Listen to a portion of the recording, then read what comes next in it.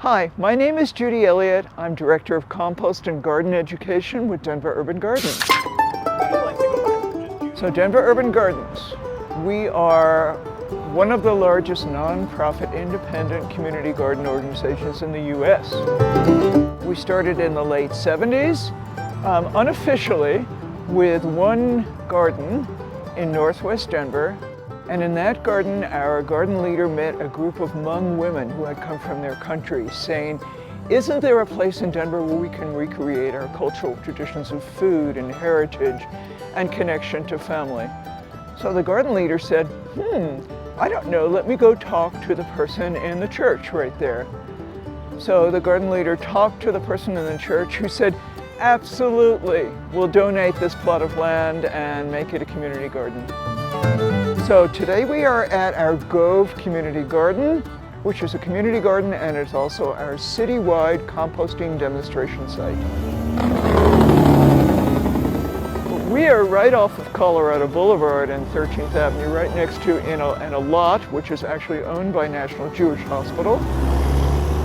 It is very urban, it is very loud. When we teach compost classes, we have microphones to drown out the noise. Here I've got all my peppers for the season. Fresnos, shishitos, some Preek Chama, which is a Thai pepper. So gardens absolutely are important for food access. They're also important, many of our gardens are on land in the inner city that has very little in the way of a tree canopy, on heat islands where grocery stores are not available. Yes, you're such a good one. From our start in 1970 with 4 gardens, we now have almost 200 gardens, 20 food forests, many, many education programs, and we're proud that of those 200 gardens that we had, only 4 of the gardens we no longer have. So that's a pretty good testament to what we're doing for sustainability and resilience. Our gardens are always managed by volunteer garden leaders, so nobody is prohibited from growing if they don't have the funds to rent a plot. They operate on a pay-what-you-can basis. I've never done it. I mean, I do plants like pruners and things at home, but I've never planted vegetables. I think what distinguishes them from backyard gardens that you or I might have in our home is that they're a way of joining cultures. So I gather you're not a fan of the habanadas? Very interactive.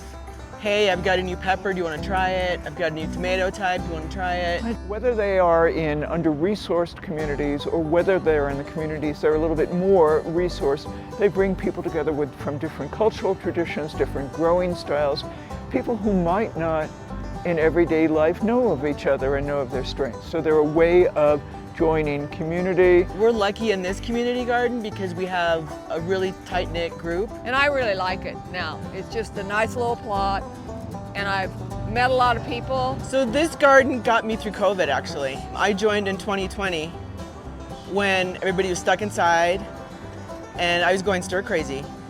And I joined the garden and I found my people. I don't usually join a lot of things, but this has been kind of nice for me because I like to see things grow and watch them. I get a little anxious, I think, well, hurry up and grow, but you know, it's been fun to watch things. So I like to think that we don't just provide the space, but we're there to adapt our resources and our trainings to what community needs.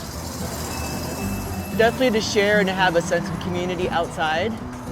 I think over the winter, people are tired of being inside, they want to get out in nature. I love the way you've planted things like corners. All the gardeners share what they know about weeds and what works and what doesn't. Teaching the skills for people to grow their own food. So we're not providing food, we are helping with food access plans and then teaching people how to grow those things.